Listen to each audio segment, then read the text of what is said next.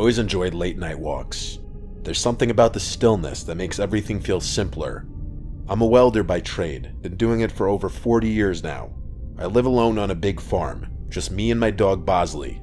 The house is too large for one person, but I never had the heart to downsize after my wife Maria passed away. My kids moved out years ago, and ever since cancer took her, it's just been me and Bosley. One night, after a long day in the shop, I decided to go for a walk. My property is pretty big, so just a single loop is usually enough to satisfy my craving. The air was cool, and Bosley trotted along beside me. Sometimes I think he likes me more than I like him.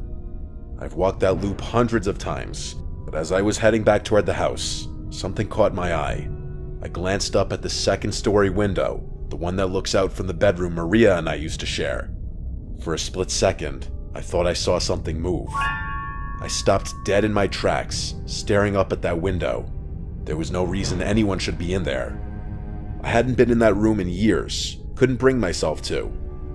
I felt my blood start to boil at the thought of some stranger breaking into my house. I wasn't going to stand for that. I rushed inside, my heart racing, and ran upstairs. The room was empty, just like I'd left it. No sign of anything out of place. I looked everywhere imaginable, but found nothing. Yes, I was pretty freaked out, but I was more angry than anything. I didn't take this kind of thing lightly. I figured I had just seen something that wasn't there. I stood there for a while, feeling foolish, but I couldn't shake the feeling that something had been there. The next night, I woke up to Bosley growling. He's a good dog, never barks unless there's something to bark at. I sat up in my bed, listening. That's when I heard creaking coming from upstairs.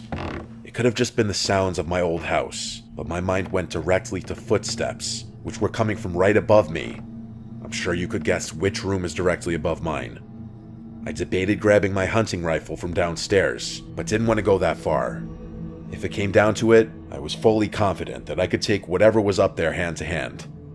I grabbed my flashlight and went to check. Again, nothing.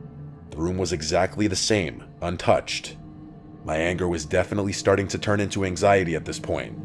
Something didn't feel right in the house. The following night, I came downstairs to find the kitchen lights on. I know I turned them off before bed. I don't leave lights on. There was no question anymore. Someone was in my house. I started to panic. I called the police and told them I thought someone might be sneaking around. They came out, searched the house from top to bottom, but found nothing. They were nice about it, told me to call again if I needed them, but I could tell they didn't believe me. The next night was the worst by far. I couldn't sleep, so I decided to go upstairs and check the bedroom again. I don't know why. Maybe I thought it would settle my mind. But when I opened the door, I froze. There were clothes scattered all over the floor. Maria's clothes. I had packed them away after she died.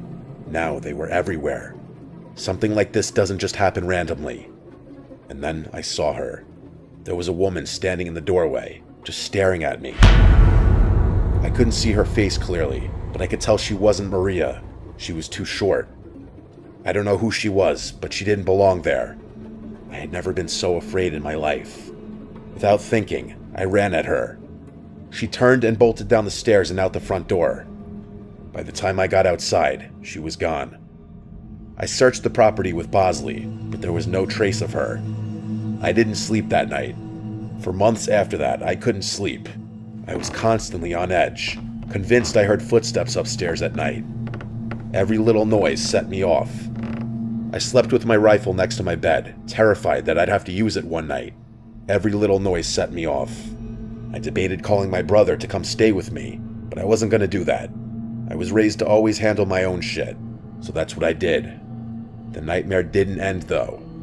One night, I was sitting in the living room when I noticed a figure standing in the yard, looking straight at me through the window. It was her again. My heart felt like it stopped. I grabbed my hunting rifle and ran outside, Bosley close behind. She was still there, just a silhouette in the moonlight, watching me.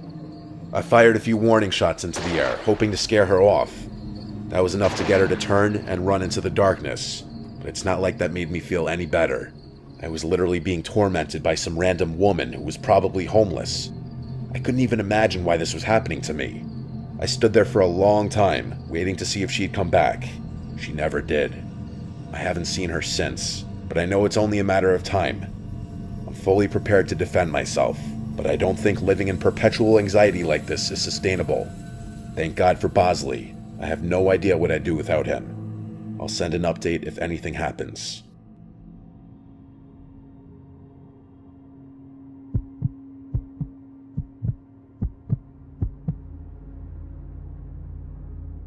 I work for a catering service, which means I'm on the road a lot, usually late at night.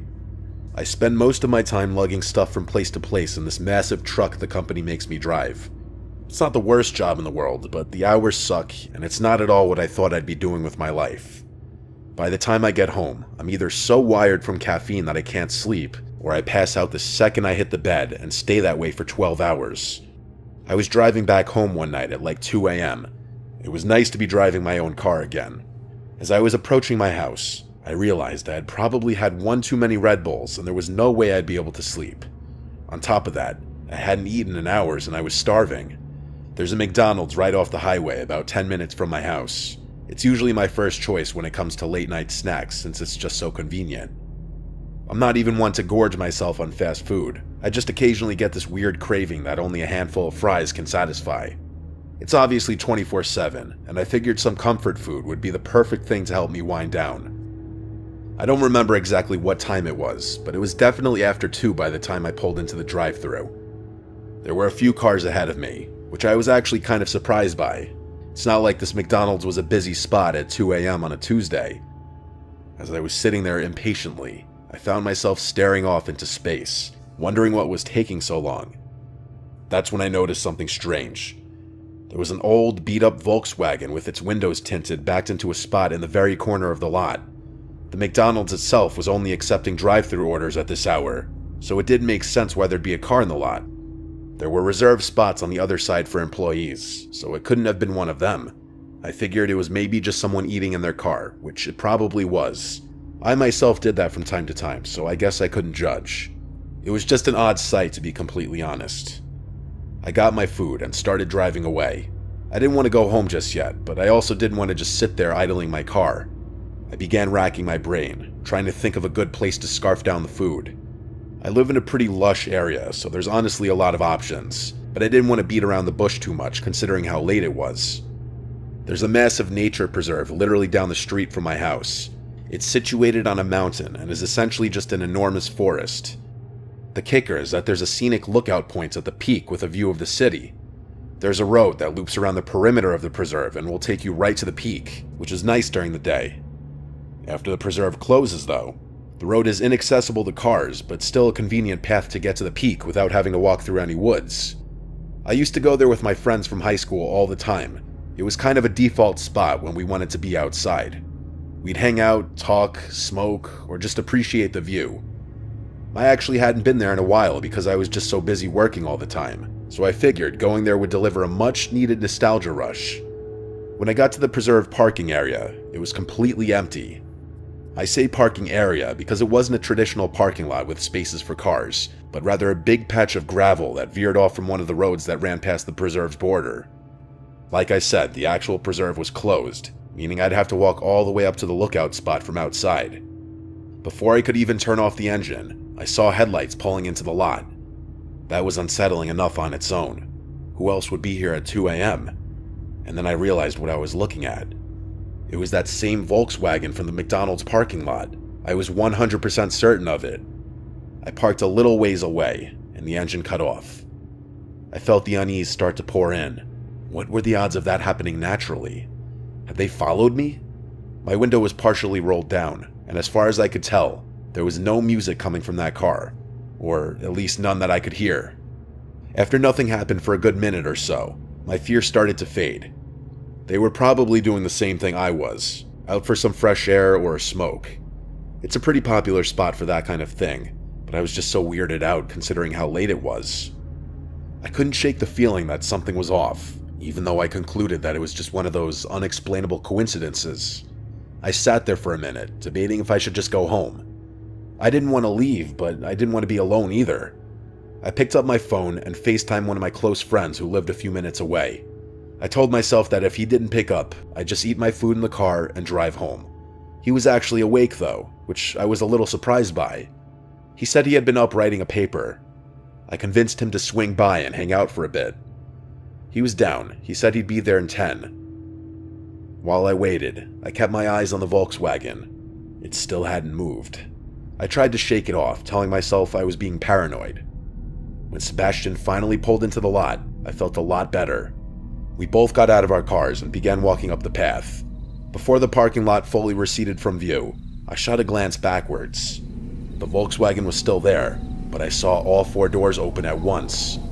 4 guys stepped out. They just stood there for a few seconds looking at each other. They weren't even talking, just looking around at each other. It was freaky. I nudged Sebastian, who realized what I was looking at. Before they could see us, we continued walking up the path so that the lot was obstructed from view. Alarm bells were going off in my head, but Sebastian didn't seem that concerned. He told me they were probably just going out to smoke. We kept walking, and by the time we got to the top, the city view was enough to take my mind off things. We always sat on this little rock wall that was supposed to keep people from wandering off the edge of the mountain. We sat there, eating and talking like we used to. It was nice. Of course, that nice feeling didn't last very long. We heard the sound of talking and laughter quickly approaching us. We turned around to see 3 guys walking towards us, sharing what looked like a blunt. They were acting friendly enough, which definitely calmed my nerves a little. Instead of finding their own spot, though, they walked right up to us like they wanted to start a conversation. The guy in the blunt was covered in tattoos and had a nose ring. He honestly looked pretty intimidating. He flashed half a smile before asking us if we wanted to smoke. We both said no, and one of the other guys laughed and called us pussies, to which Sebastian scoffed at. My curiosity got the better of me, and I blurted out a question about what they were doing at McDonald's. The guy holding the blunt dropped his smile instantly and narrowed his eyes, like he was caught off guard by my question. His 2 friends did the same, staring at us with cold expressions. They didn't say anything for an uncomfortably long time. That's when I remembered that there had been 4 guys in that car, not 3. One of them was missing. At that point, I was fully prepared to run. I knew Sebastian was thinking the same thing. Finally, the ringleader told us that he worked nights and that he had just gotten off. He pulled his hoodie up to reveal a McDonald's uniform, I think because he knew we wouldn't have believed him otherwise. He then went on to say he came to the spot every day after work to smoke with his friends. While that definitely calmed me down a bit, something about this situation was terribly off. I could tell Sebastian felt the same. We decided it was time to go. As we started walking down the path, Sebastian stopped and pointed into the trees. I followed his gaze and saw the 4th guy, half hidden in the darkness. He was holding something, but I couldn't make out what it was. I felt my heart start racing. The moment he saw us looking, he started moving. That's when we ran. We bolted down the path, glancing back to see him chasing us with the 3 other guys close behind. My heart was pounding so hard I thought it would burst. I could hear their footsteps getting closer, but I didn't look back again. We finally made it to the parking lot, jumped into our cars, and floored it out of there. As I was speeding away, I could see those guys rushing to get in their car. I didn't feel comfortable driving home out of fear that I'd be leading them right to my house. I called Sebastian and told him we should meet back up on his street. We had a decent head start on them, and I don't think we were followed, but I wasn't taking any chances. When Sebastian and I met back up, we were still in shock about what the hell just happened. I don't know if they were trying to rob us or worse. I didn't know what to think. Sebastian showed me his phone and said he had snuck a picture of them while they weren't looking. He sent it to me, but I wasn't sure what to even do with it. I had off the next day, so I convinced Sebastian to come with me back to the McDonald's so we could at least report the employee. The next day, we approached a guy on the younger side in hopes that he'd listen to us. We showed him the picture and told him what happened, and his eyes widened. He told us something literally out of a horror movie. Apparently, that guy's girlfriend had also worked at that same McDonald's and had dumped him a few months ago. He didn't take it well and would harass her while she was working and stalk her after her shifts. He obviously got fired, but that didn't help.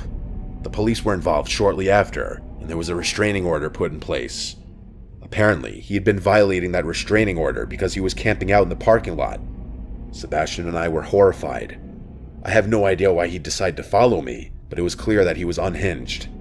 I'm praying that the police catch him camping out in the parking lot, because then he'll actually be screwed. I just hope he doesn't recognize my car anywhere. It's only been a week, but I haven't been back to that McDonald's or the preserves since. Hopefully the police are able to do something, but that's out of my control.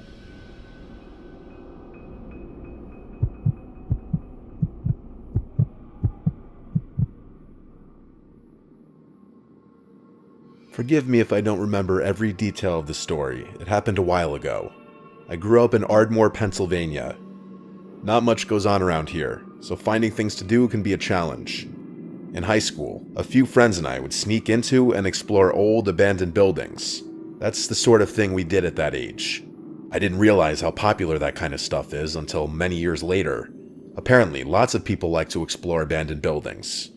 Anyway, there was this abandoned church that we'd been to a couple of times before. It was in Narberth. I actually remember the exact address, 198 Elmwood Avenue. The place was creepy, but it was kind of our go-to spot for late-night thrills. One fall evening, a few of us decided to hit the church and drink a little inside. It was a chilly night, and the air had that crisp bite to it. There were 6 of us, me, Luna, Gina, Johnny, Max, and Allie. The church sat behind an 8-foot chain-link fence, which we had to climb to get in. The doors were all boarded up, so we always went through a window on the side. Once you were inside, the first thing you noticed was the floor, or lack of one. The entire first floor was just dirt. It looked like someone had ripped out the floorboards years ago, leaving only a hole in the center where a set of concrete stairs led down to the basement. That's where we always ended up, down in the basement. The basement had 3 rooms, but only one had a door. The other 2 just had door frames. The first room we went into was the largest. There wasn't much in it, just some old furniture, broken chairs, a busted couch. I remember having to shush Johnny like 12 times because he was a lightweight, and the tiny bit of alcohol he had was making him really loud and antsy. Being in such a big group was always a plus though, and I felt much safer knowing we had numbers. We messed around for a while, drinking and laughing like we usually did. We might have had a speaker playing music, but I don't fully remember. Out of nowhere, a door slammed. I literally jumped. That's how loud it was. We froze, staring at each other with concerned expressions. At first, I thought one of us had closed the door by accident, but no one was near it. Almost immediately, Luna, Gina, and Johnny made a break for it, sprinting up the stairs, leaving me, Max, and Allie behind. We were the fearless ones, and none of us wanted to leave just yet. My heart was definitely pounding, I fully admit that, but I wasn't going to let the wind freak me out. I could tell Max and Allie were thinking the same thing. I don't know if it was curiosity or stupidity, but we decided to investigate. After standing in silence for a few minutes, the 3 of us crept over to open the door that had slammed shut. Behind it was a small room, and the first thing I saw was a dresser. The mirror on top of it was cracked, and there were red stains smeared across the surface. At first, I thought it was old paint or something, but when I got closer, I realized something terrifying. It wasn't completely dry. The stains still had that sticky sheen to them, like whatever it was hadn't been there for long. I felt the hairs on my neck stand up, and I was having second thoughts about not leaving sooner. Someone, or dare I say something, had recently been in this room. Then I saw the picture. There was an old photo on top of the dresser. A black and white shot of a woman in a wedding dress. She was smiling, but there was something off about it. The whole thing gave me a bad feeling. I backed away, but just as I turned, we heard another noise.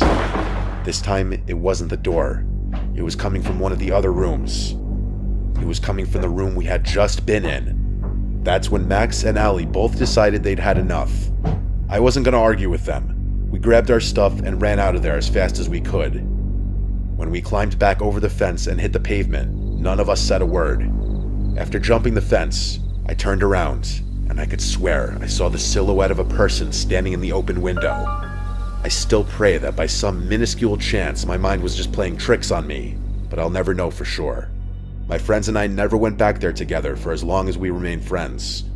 I've actually been back to that church myself, although it wasn't a church anymore. By the time I got around to checking it out again, it was completely demolished. I still have no idea what we saw that night. I'm just glad my friends were there to witness it with me. Had I been alone, I might doubt this whole thing even happened. If anyone wants to do some digging, go ahead. I was never able to find out anything online, but I wouldn't be surprised if that church has a history I don't know about.